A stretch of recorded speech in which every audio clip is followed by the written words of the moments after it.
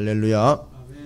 하나님의 은혜가 여러분 삶 가운데 충만하시기를 주님의 이름으로 축원을 드립니다. 예. 여러분 예언자적인 사명과 제사장적 사명을 감당을 하는 것이 거듭나는 삶의 기초이며 또 조건이라고 말씀드렸습니다. 여러분께 부여해 주신 그 예언자적인 사명과 제사장적 사명을 감당하지 못할 때 우리에게 드러나는 현상들은 뭐냐? 바로 영적인 거덜남이라고 말씀드렸어요. 여러분이 거덜나지 않고 거듭나는 삶을 살 수 있도록 예언자적 사명과 제사장적 사명을 충성을 다해 감당하시기를 주님의 이름으로 축원을 드립니다. 뭐 어찌 이렇게 꿰어 맞추는 건 아닌데요. 사도 바울이 이제 로마서를 이렇게 정리하고 있지 않습니까? 이제 16장이면 이제 끝 인사를 하고 마칠 겁니다. 근데 바울이 또 이 예언자적인 사명과 제사장적 사명을 모를 리 없지 않습니까? 그러니까 자기가 감당했던 사명은 바로 그 제사장적 사명과 예언자적 사명이었다라는 걸 다시 한번 확인시켜주고 있어요. 그래서 마지막으로 이제 3차 선교 여행이 마쳐지게 되면 예루살렘에 들어가서 예루살렘에서 잡힙니다. 잡혀서 이제 감옥에 있게 되고 가이사라에 있다가 또 로마로 이제 압송이 돼서 끌려가게 되지 않습니까? 이런 과정들을 또 앞두고 있어요. 그래서 사도 바울은 자신의 삶을 이렇게 돌아보고 내다보면 자기도 솔직히 버거운 상황이거든요. 그러니까 이런저런 일들을 따져보면 정말 버거운 상황입니다. 그런데 또 로마 교회의 상황을 보면 로마 교회는 버겁다기보다는 이건 완전히 삐그덕대는 상황이 될 수도 있지 않습니까? 이방인과 유대인들이 섞여 있는 상황에 예수 그리스도가 어떤 분인지를 정확히 안다면 대립이나 반목이나 시기나 또 서로 간에 핑계거리 삼는 존재가 아닌 이제 이 하나됨으로 대원칙은 받아줘야 된다는 거 아닙니까? 서로가 서로를요. 특별히 믿음이 좀 약한 이가 있다면 믿음이 강한 이가 받아줘야 돼요. 여러분 제가 첫 목회를 하던 데가 충남 서천인데 거기가 재밌는 데인 이유는 이 금강과 이 군산 쪽으로다가의 바다가 만나는 지점이에요. 근데 이제 거기 이제 뚝이 세워져서 그 뚝을 가로막고 어떻게 보면 이제 뚝을 지점으로 해서 오른편은 바다고 왼편은 또 뭐 서기 나름이죠. 한편은 바다요, 한편은 강물입니다. 근데 옛날에 그 어르신들 얘기를 들어보니까 그 바다와 강이 만나는 지점에는요, 이 생태계가 아주 풍성했다고 합니다. 그래서 갈대가 유명합니다. 그래서 그 유명한 갈대 때문에 그 연분하고 그 강물의 민물하고 이렇게 만나는 지점이 그런 아주 풍성함이 있다 그래요. 어류도 풍성하고 또 서식지로서 철새들도 자주 오고 또 아주 뭐 풀들이나 이런 자연적인 환경이 잘 조성이 돼가지고 지금은 공원이 조성될 정도로 잘 돼 있습니다. 뭐 영화도 거기서 찍을 정도로고요. 이게 뭘 이야기하느냐 하면 이렇게 다른 것들이지만 둘의 조화로운 만남은요 아주 풍성한 거를 만들어낸다는 거죠. 그러니까 우리 교회 안에서도요 영적으로 서로가 서로를 잘 받아주는 지점 바로 여기가 교회가 돼야 되는데 그런 교회들은요 아주 풍성하다는 거죠. 결실도 있고 열매도 있고 나눔도 있을 뿐만 아니라 성과들도 나타난다는 거예요. 그걸 노리는 건 아닌데 자연스럽게 나타난다는 거죠. 아주 풍성하게. 그래서 영적인 풍성함은 어디서 오느냐? 서로 다른 듯하지만 서로 받아주면서 거기서 결실과 열매와 이 심지어는 강과 바다가 만나는 데서도 생태계에 풍성함이 있는 것처럼 영적으로 서로 받아줌과 용납함과 또 인용해 줌이 그것은 우리의 영적인 풍성함과 결실을 맺게 한다는 거예요. 그 꽃을 맺는 거는요 두 종류의 꽃이 있지 않습니까? 풀꽃 있고요. 나무꽃이 있습니다. 나무꽃. 요즘에 한창 이제 꽃이 피고 있어서 제가 그 꽃들을 보면서 이렇게 생각을 한 건데, 여러분 풀꽃은 그냥 한번 피었다가 그냥 확 져버리고 말죠.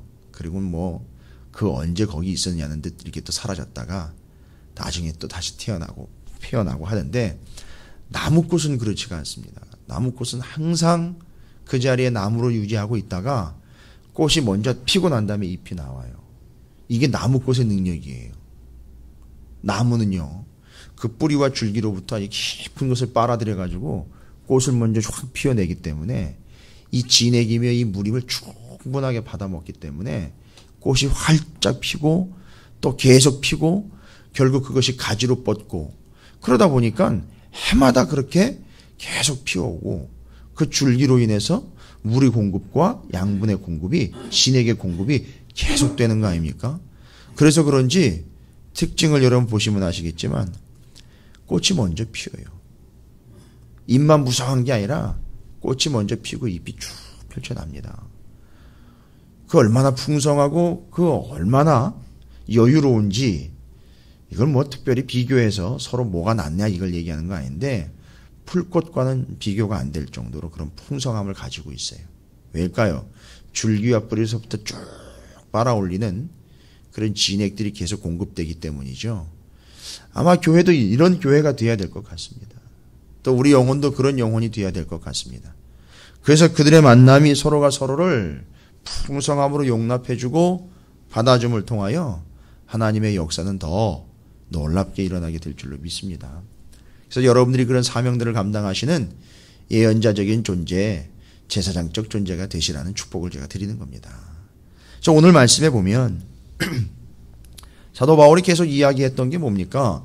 유대인과 헬라 이방인들이 함께 공존하고 있는 로마 교회. 자칫 잘못하면 이제 대립돼서 싸움이 일어날 수도 있고요. 오해가 생길 수도 있죠. 물론 그런 거는 예언자적인 자세나 제사장적 자세는 아니죠. 당연한 겁니다. 그러니까 성경을 제대로 안다면 그 모든 자신들의 입지와 처지에서 누가 누구를 평가하거나 판단하거나 비판하거나 비방하거나 험담한다거나 업신여겨서는 안 되는 거예요. 윤리적, 도덕적, 계명적으로 해서는 안 된다는 게 아니라 안 되게 되어 있는 거예요. 그가 만약 진정한 예언자라면, 그가 만약 진정한 제사장이라면 개인적인 처지와 상황의 차이 때문에 누가 누군가를 판단하거나 비판하거나 업신여길 수 없다는 거죠. 그가 진정한 예언자여 진정한 제사장이라면 오히려 받아줄 수 있고 그들에게 가서 생명을 전할 수 있다는 얘기인데 오늘 사도 바울이 이야기합니다. 뭐라고 이야기합니까? 여러분, 내가 여러분에게 서로를 받아주라고 이야기하는 것은 여러분의 사명은 예언자적이며 제사장적 사명을 가지고 있기 때문에 제사장처럼 서로를 받아주라는 얘기를 하는 거예요. 그러니까 이게 지금 구약 성경의 개념을 이해를 못하면 또다시 개인적이고 인간적이며 이 당시에는 로마니까 헬라 철학이죠.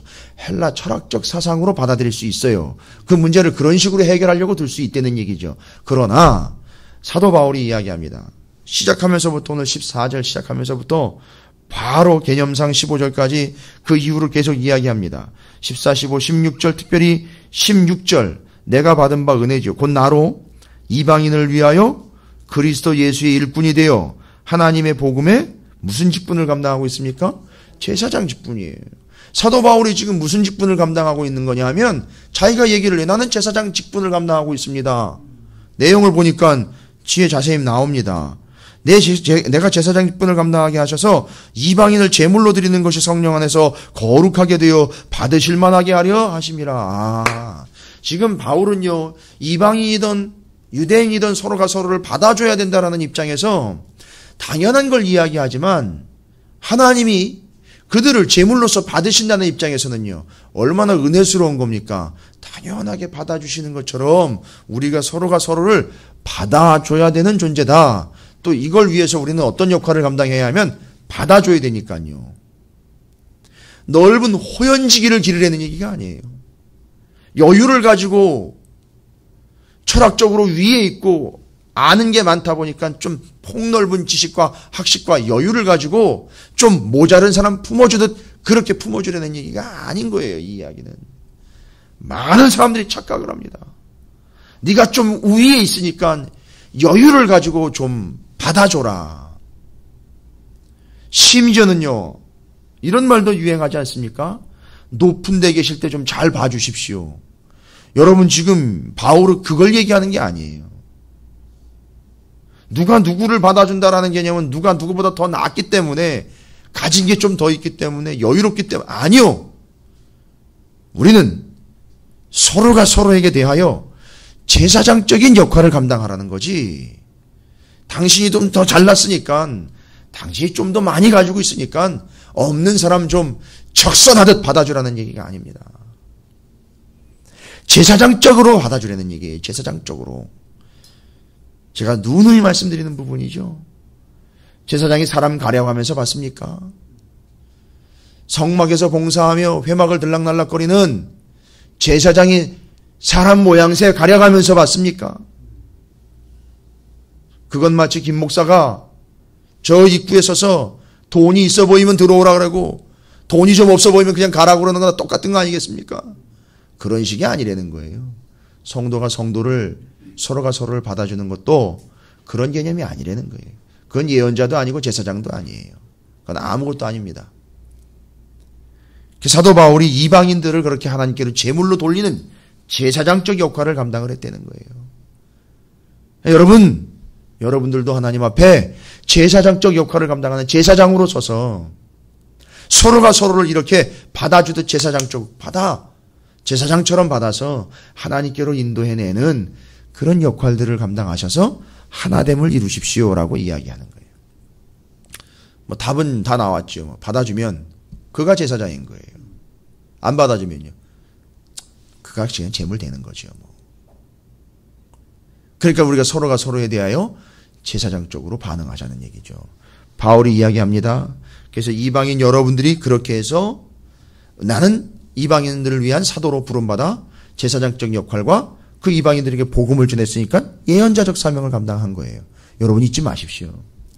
공교롭게도 어제 말씀을 나눠드린 예레미야 애가 4장의 말씀과 직결되는 말씀이기도 한데 예언자적인 사명과 제사장적 사명이에요. 왜요? 이 예루살렘과 유다가 망한 이유에 대해서 분명히 말씀드렸죠. 거덜난 이유에 대해서 이 예언자와 제사장이 거덜나 버렸기 때문 아닙니까? 예언자적 사명과 제사장적 사명이 거덜나 버렸기 때문에 그들의 전체 운명이 거덜난 운명 되어버린 거 아닙니까? 잊지 마십시오. 내 영혼이 어느 순간 거덜나는가 봤더니 내 예언자적인 사명과 제사장적 사명이 저 밑으로 곤두박질 칠 때에 거덜나는 심령이 되더라는 거예요.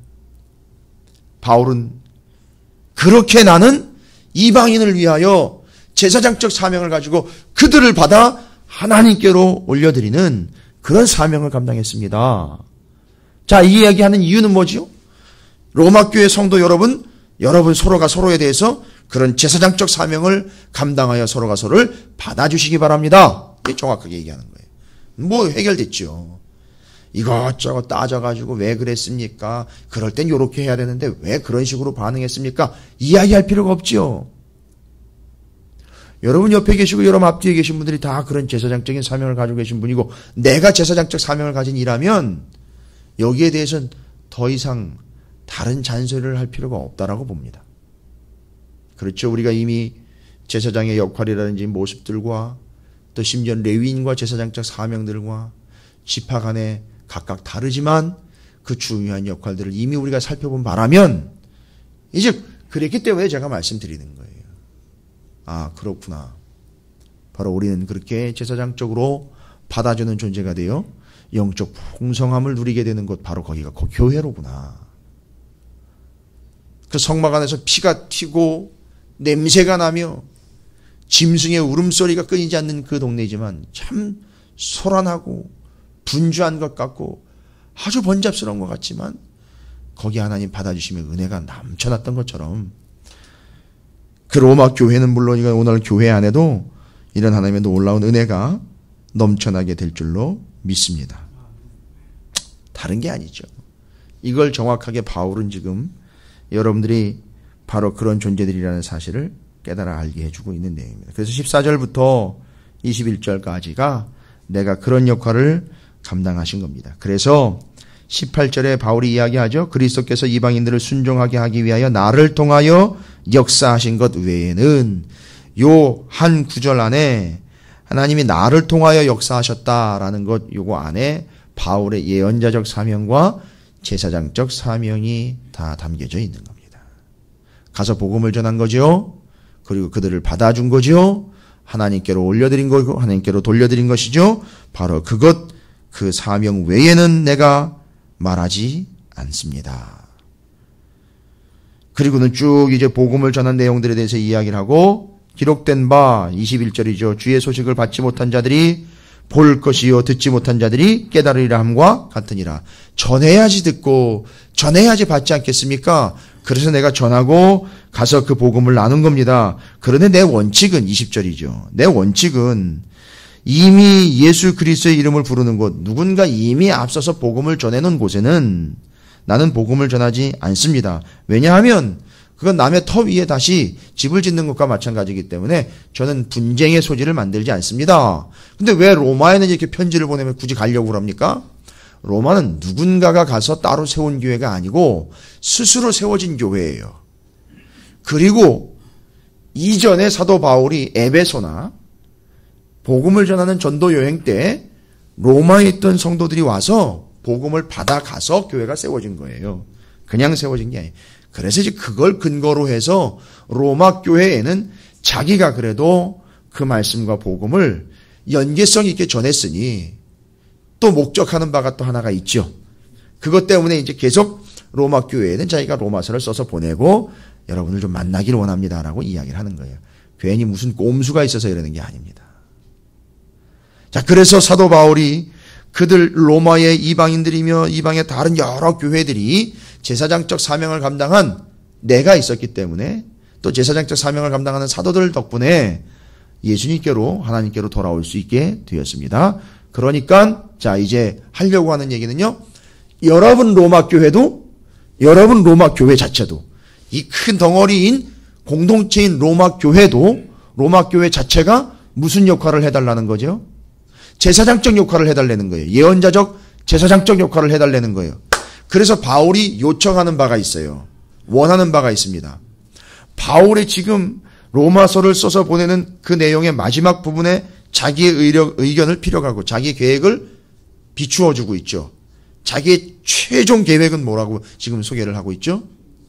서바나를 가서 복음을 전하는 것이 내 최종적인 목표라는 거예요. 그 당시에 서바나는 오늘날 스페인으로서 이 당시 세계관이에요. 이 당시 세계관이에요. 이 당시 세계관은 그 서바나가 땅의 끝이라고 여겨졌어요.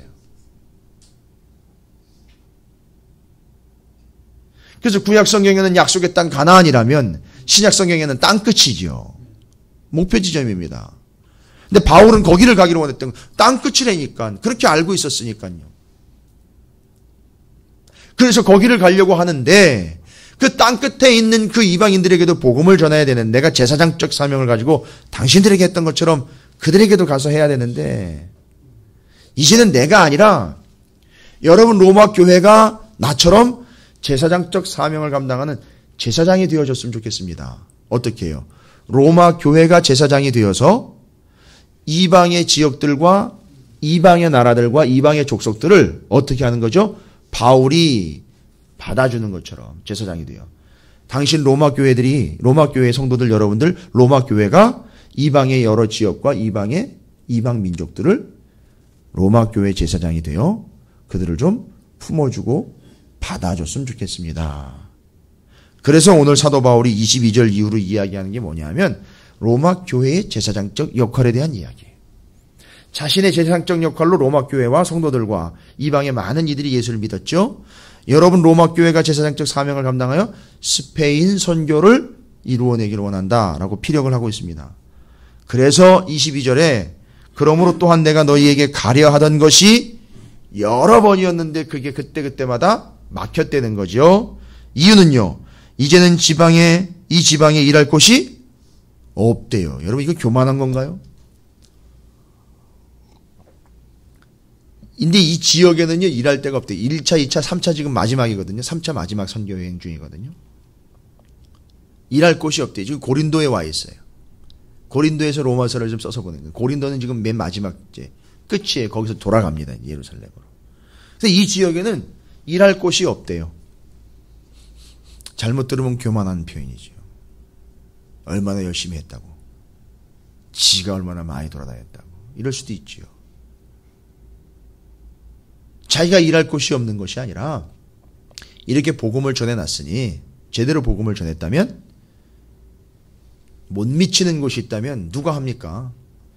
세워진 교회들과 성도들이 할 거 아닙니까? 그들이 또 무슨 역할이죠? 제사장적 역할을 감당할 거예요. 예언자적 역할을 감당할 거죠.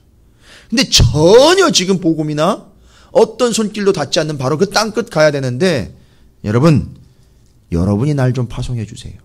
이 얘기예요.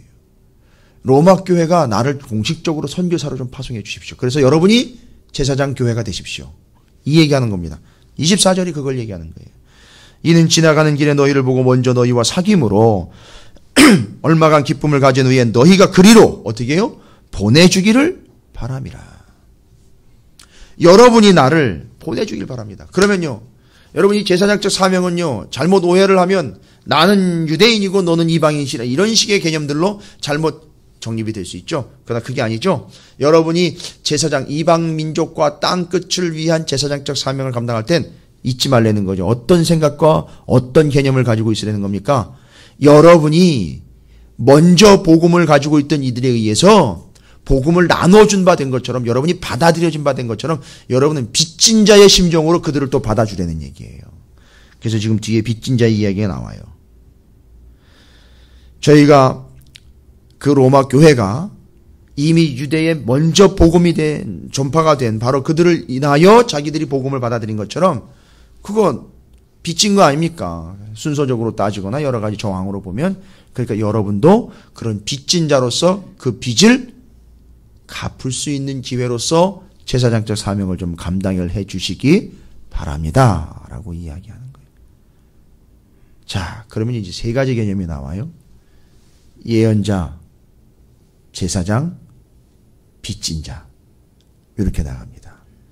이 빚진 자는 뭐가 개입이 됐을 때 빚진 자가 되느냐 하면 예수 그리스도 복음이 개입될 때 빚진 자가 되는 거예요. 그러니까 돈 내놔라라고 갑질을 할 수 없는 거예요. 그래서 우리는요, 이 세 가지 개념을 늘 가슴에 새기셔야 돼요. 나는 예언자다. 나는 제사장이다. 나는 빚진 자다. 그럴 때에 복음은 온전하게 전파가 됩니다. 그럴 때에 죽어가는 이들이 불쌍히 여겨지며, 그럴 때에 복음을 받아야 할 이들이 눈에 들어오고, 그럴 때에 그 복음이 필요한 이들이 들려지게 되고 확인이 되게 되는 거예요. 여러분 잊지 마십시오. 바울은 늘 이것을 자기가 새겼고요. 이것을 지금 로마 교회에게 부탁을 하고 있고요. 아마 땅끝 서바나에 가서도, 물론 이제 가지 못했죠. 거기 가서도 어디 가든지 사도 바울은 이걸 그들에게 이야기했을 거예요. 당신은 복음으로 인하여 빚진 자요, 제사장이며 예언자적인 사명을 감당해야 됩니다. 그래서 우리는 다 하나님께서 이 땅 가운데 세우신 예언자이며 제사장들이며 빚진 자 맞습니다. 그 사명을 감당하시기 바랍니다. 라고 이야기하고 있는 거예요. 그래서 그 빚진 자라는 개념으로 이렇게 정확하게 그것이 연결되는 건 아니지만, 이방 지역에 세워진 수많은 교회들이 이 빚진 자의 마음으로요, 무엇을 했느냐 하면, 복음을 전하는 것도 했습니다만, 이게 이방인들에게도 빚을 진 거지만 원칙적으로 따지면 원래 이 복음이 어디로부터 온 거죠? 예루살렘으로부터 온 거 아닙니까? 그 예루살렘의 본 교회에도 좀 빚을 지고 있는 거라, 이런 마음을 가지고 있었어요. 그런 마음으로. 그래서 이방에 세워진 교회들이 뭐를 했느냐 하면, 정말 이제는 커지는 거죠, 이방의 교회들이. 안 믿는 사람들만 받아주는 게 아니라, 로마서에서 바울이 얘기했던 거, 안 믿는 사람만 받아주는 게 아니라, 믿음의 선배들도 이렇게 다 받아주는 게 돼버리는 거예요. 여러분, 이게 이제 궁극적으로 가는 겁니다. 믿음이 높은 사람과 믿음이 큰 사람, 그 사람들이 믿음이 연약한 자들만을 받아주는 것이 아니라, 믿음이 연약한 자들도 믿음이 큰 자들을 받아주게 되는 수준까지 가게 되는 거예요. 이게 궁극적인 목표 지점이 되는 거죠. 그러니까 이게 이렇게 되면 서로가 서로를 받아주게 되는 거죠. 얼마나 아름다운 모습이냐 하면, 솔직히 예루살렘 교회는 어려웠어요. 예루살렘 지역은요, 상당히 어려웠습니다. 예루살렘 동네는요, 돈이 나올 구멍이 없어요. 오히려 돈이 빨려 들어가죠. 무슨 얘기냐면, 로마의 군인들과 로마의 정치 세력들이 성전으로 들어오는 모든 헌금과 11조를 어떻게 해버립니까? 다 빨아가 버려요. 그러니까 실상 예루살렘 자체는요, 부한 동네가 아니에요. 성전 중심으로 성전으로 다 들어오는데 그걸 죄다 또 빨아갑니다. 그러니까 실제로 또 교회의 성도들 가운데는 정말 어렵고, 교회 자체가요, 원래 세워진 본 교회인데, 이게 여칫하면 이제 거의 개척교회 수준으로 지금 어려워질 수도 있는 상황이 있는 거예요. 이때 이때 이 복음을 받아들인 바울이 전하면서 복음을 받아들여 교회가 세워진 이방의 교회들이 무엇을 했느냐 하면 예루살렘 교회를 위하여 선교 지원금을 헌금으로 모은 거예요. 여러분 이게 내는 것 같지만 뭐 한 겁니까? 원 복음이 거기로부터 여기까지 왔으니 우리는 빚진 자다. 그래서 그 빚진 자의 마음이 두 가지로 표현됐다는 거죠. 복음을 안 믿는 자에게 전하고 원래 복음을 나누어준 그 본교회에 자신들이 헌금을 지극정성으로 해서 어려운 교회와 성도들을 위하여 보내주는 것. 근데 이 역할을 누가 맡았느냐 하면 진짜 제사장적 역할이에요. 바울이 맡았어요. 여러분 이 금액이 큰 겁니다. 이거 아무나 못 맡기는 거예요. 고린도 교회는요 그래서 이거 가지고 걸고 넘어졌어요. 저게 지가 지 목적과 자기 이익을 위해서 저거 중간에 챙긴다, 착복한다. 이렇게까지 바울을 책망하고 비난할 정도로 이용을 해먹었어요. 아주 사악한 거죠. 뒤에서 이러니 저러니 뒤에서 무슨 꿍꿍이니 하여튼 말이 많았었어요. 근데 바울은 아랑곳하지 않았죠. 꿋꿋하게 그것을 본교회에 전해주는 사명을 감당을 했습니다. 자 보십시오. 얼마나 아름다운 모습들입니까? 이게 이루어져 가고 있는 중이에요. 거듭남의 증거들이죠. 자 그래서 이방 교회지만 그것을 거두어 예루살렘 본교회로 전해줄 수 있었던 그런 수준까지 올라와 있다는 거죠. 그럼 이렇게 되면 아까도 말씀드렸죠.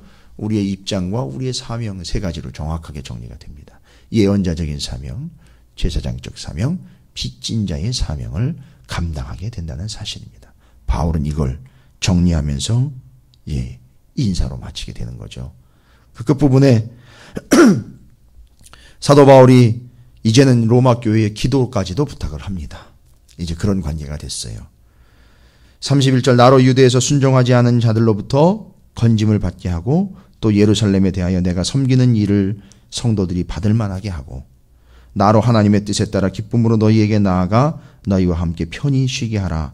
평강의 하나님께서 너희 모든 사람과 함께 계실지어다. 축복하면서 바로 기도를 요청하고 있습니다. 여러분께서 기억하실 여러분의 중요한 사명이 세 가지 잊지 마시기 바랍니다. 바울이 오늘 확인시켜주고 있는 우리의 사명, 잊어서는 안 되는 사명이며 우리가 반드시 지켜내야 되는 사명이고 이것이 제사장적 사명이 이게 제사장 나라라는 것에 대한 확실한 근거라는 사실이고 여러분께서 거듭난 삶이여 풍성한 삶을 위하여 당연하게 여러분께서 확인해야 될 이 중요한 세 가지 예언자적 사명, 제사장적 사명과 빚진 자의 사명을 감당하시는 오늘 한 날과 여러분의 삶이 되시기를 주님의 이름으로 축원을 드립니다.